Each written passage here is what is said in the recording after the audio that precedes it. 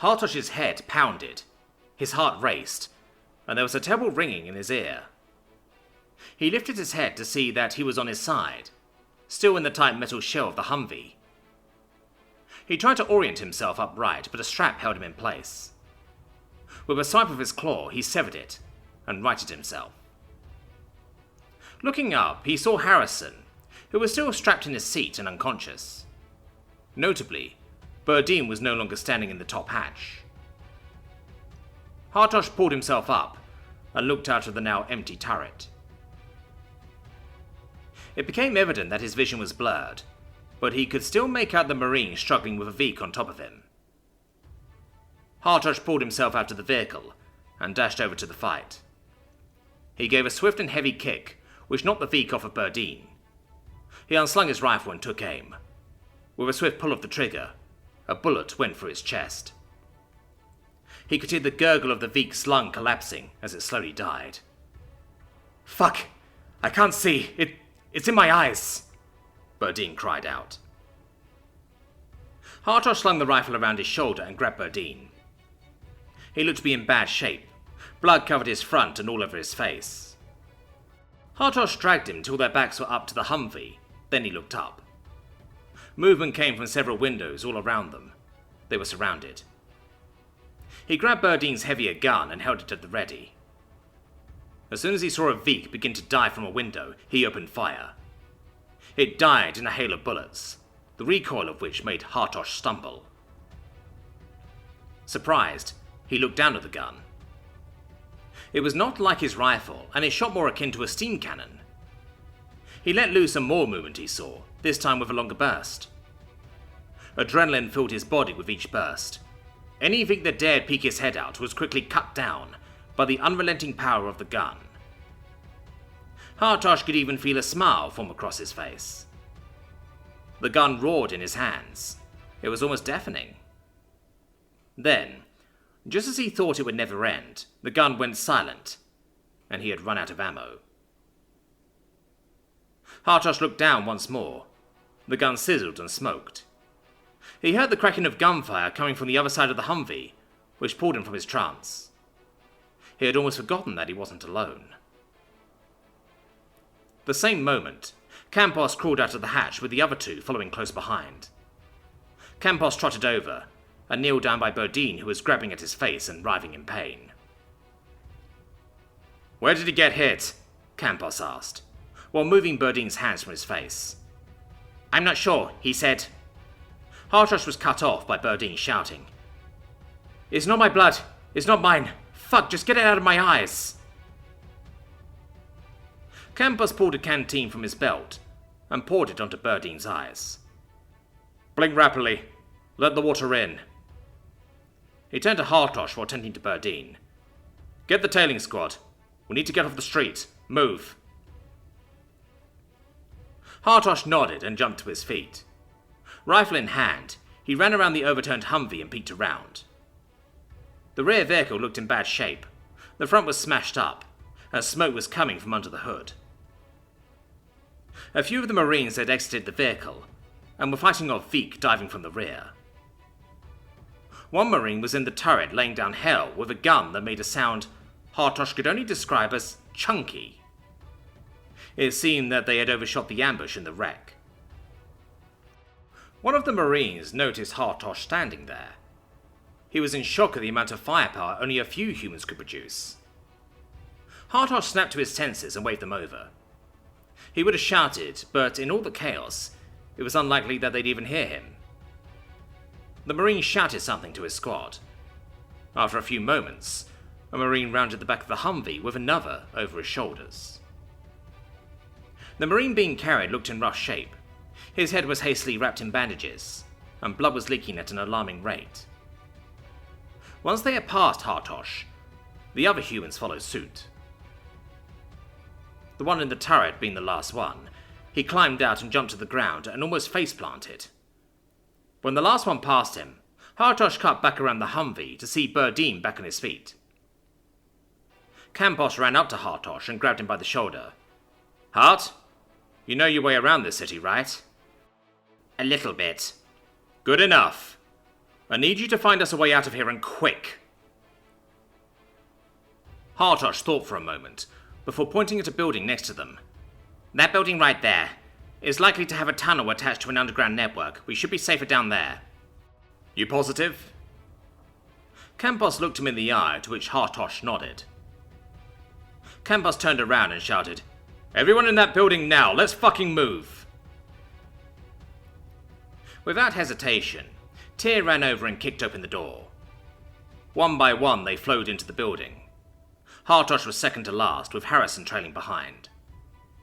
Hartosh went to slam the door closed, but a wing and a beak stopped it. The beak screeched and spat acid for the opening. Thankfully, it harmlessly hit a wall instead of anyone inside. Harrison shoved his rifle in the beak's face and pulled the trigger. After a blast of fire and blood, the pressure on the door was released and it finally shut. As soon as Hartosh stepped away from the door, a couple of Marines pushed some furniture in front of it. They piled on items they could find to provide a barricade.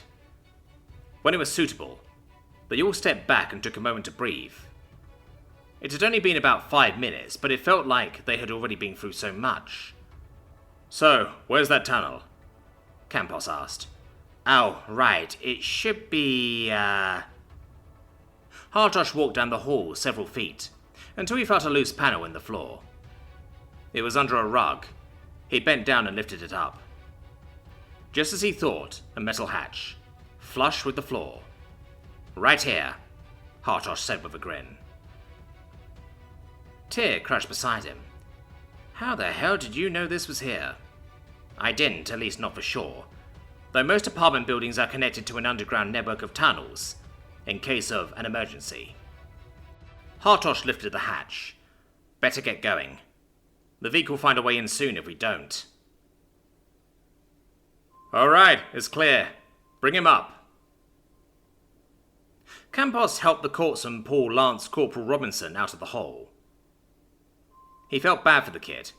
He likely had serious brain damage from the crash. Though the place they had found would do nicely for a night of rest, Campos wagered that they were several blocks away from where they entered the tunnels. Once the injured Marine was through, Hartosh and Bodine came out soon after. "How are your eyes doing, Bodine?" Campos asked. "They still burn, but the blowiness is just about gone." "Good. Hopefully after some rest you'll be at 100%. Campos grabbed onto Hartosh's arm and pulled him out when it was his turn. "Hart, you doing all right?" "I could be better." The Dakar glanced at Robinson. "Though I suppose I could be a lot worse." Campos helped the remaining squad members up into the building. The dark hallways had an eerie feeling to them. The building itself wasn't too dissimilar to the other apartment buildings they'd seen. This one did seem a tad more luxurious, however. They found a small area to set their gear down, a dining room of sorts with plenty of space for all of them. It was weird to think that only a couple of days prior, this would be a place for neighbours and friends to eat and enjoy themselves. Now it was abandoned, with half-eaten food rotting away on the table. Harrison grabbed a piece from a plate and smelled it. He recoiled back and tossed the morsel back onto the table. "Damn, Hard, you people eat this stuff? No wonder you love beef jerky so much. I would kill for some of that if I had to eat this every day." Hartosh squinted his eyes. "At least it's not that disgusting clump of fibres you gave me earlier." "You weren't supposed to eat that. Not my fault you almost choked to death in your own stupidity," Harrison cackled, to which a few other Marines joined in the laughing. For the first time today, Campos saw a smile creep across Hartosh's face, even if it was slight. The mood quickly dwindled when the courseman sat Robinson down. Campos walked over and kneeled down.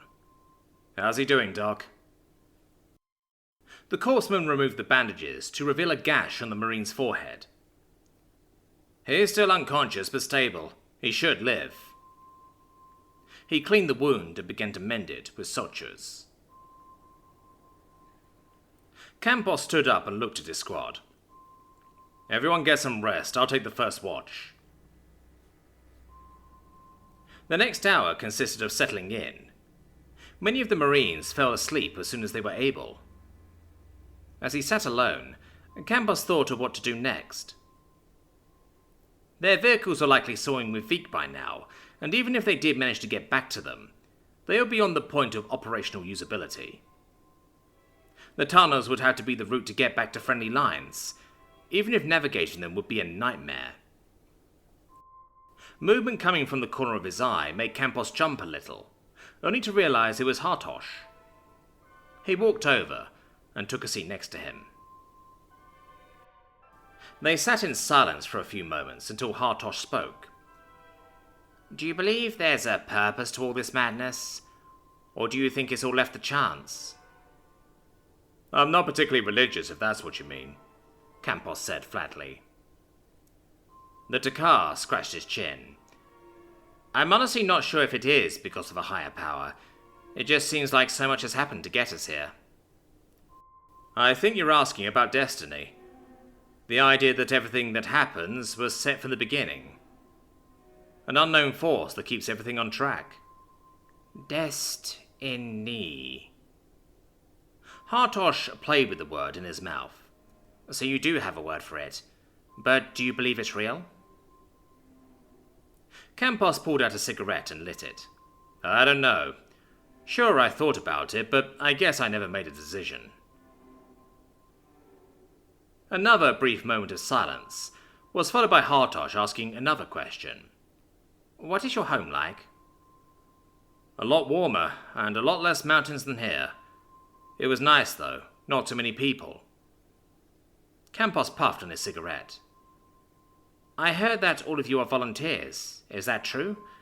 If it is, why would you leave your home to join the military if you liked it so much?" "That's a hard one to explain. You see, when I was young, my country was attacked. The attack was unprovoked and it killed a lot of innocent people. The people responsible for the attack hated our very way of life and would stop at nothing to destroy it. That was something I wanted to stop, so I joined when I came of age." "Actually, I think I can relate to that. I grew up throughout this war and joined when I came of age as well. Did the people responsible ever face justice?"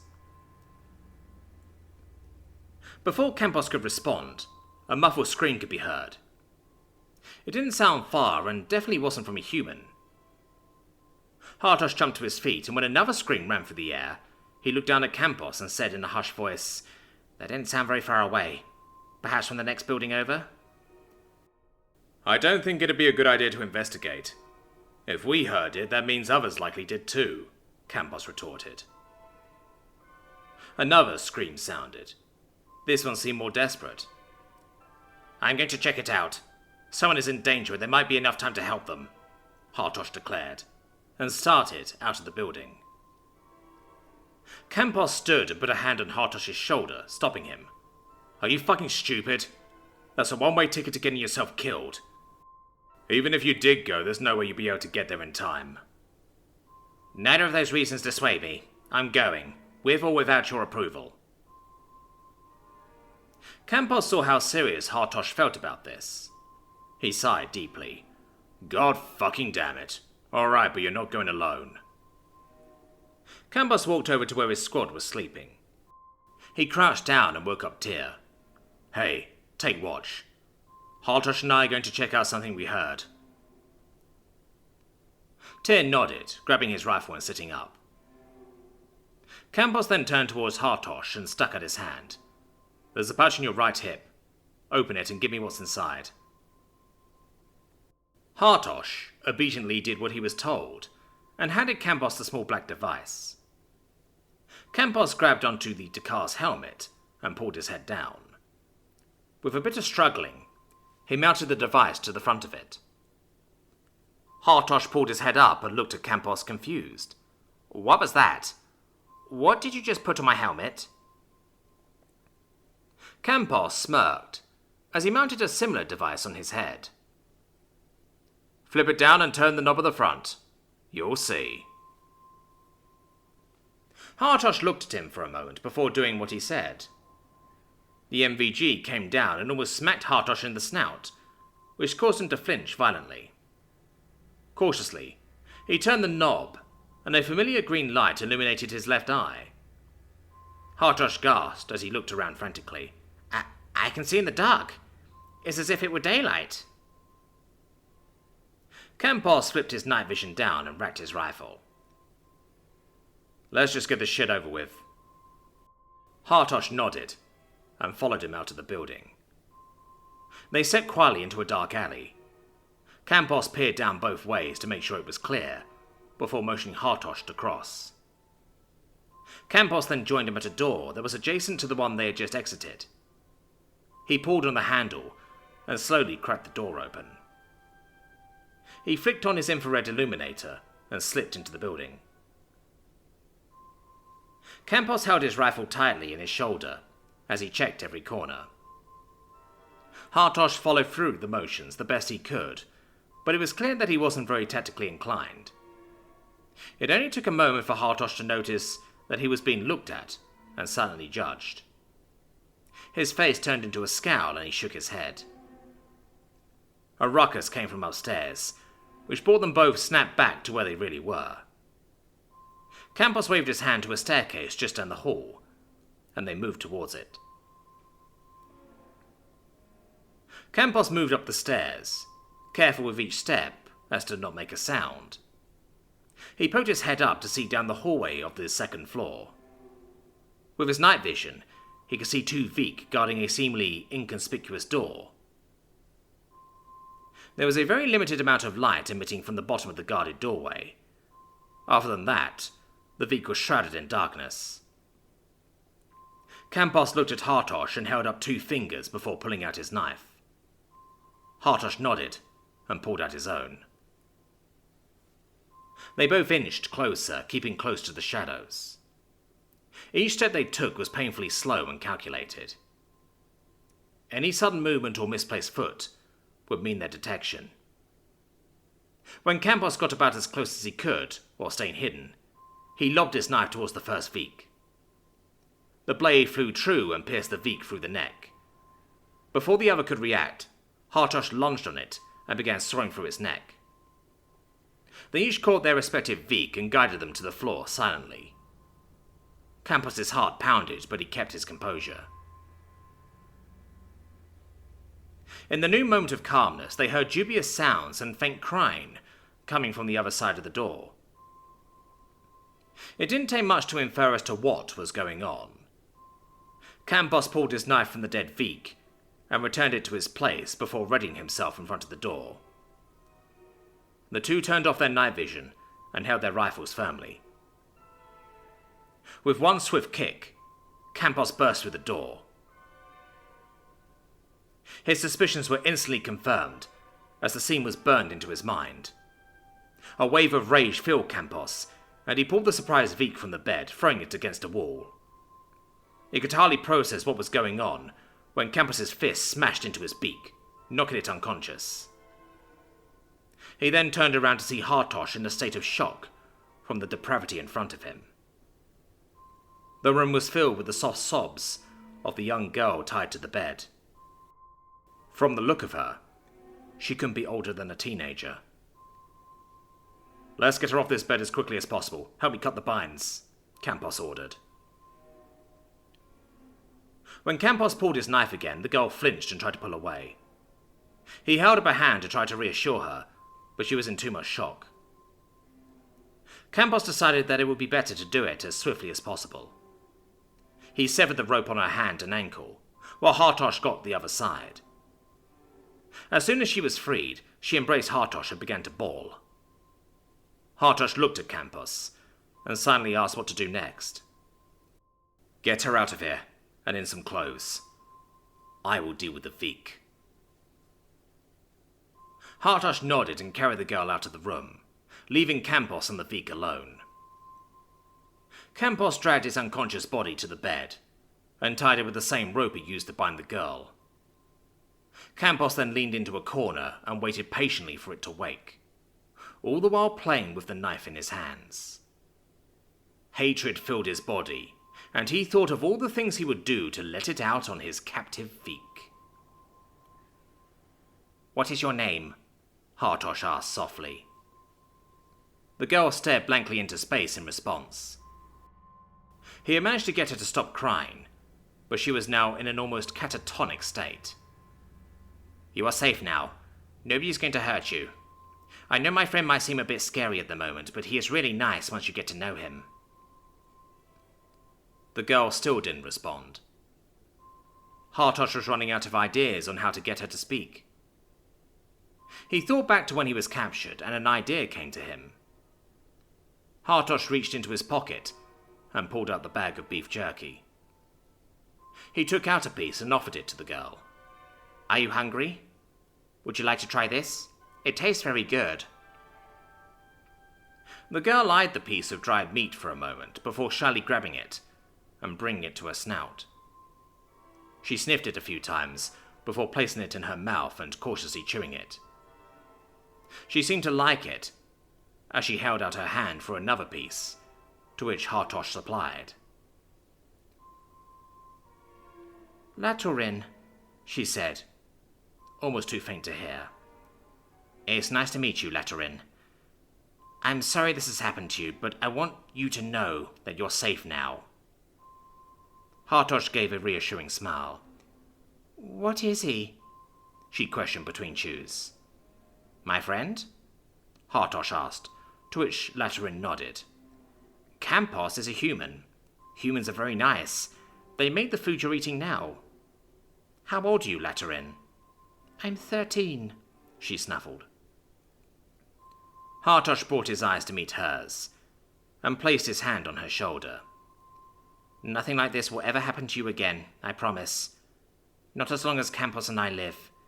You are safe now, and the one who hurt you will never hurt anyone again." Laturin cried at that, and hugged Hartosh deeply. He ran a hand down her back to comfort her. As Hartosh held her, he saw Campos sulk down the stairs and make eye contact with him.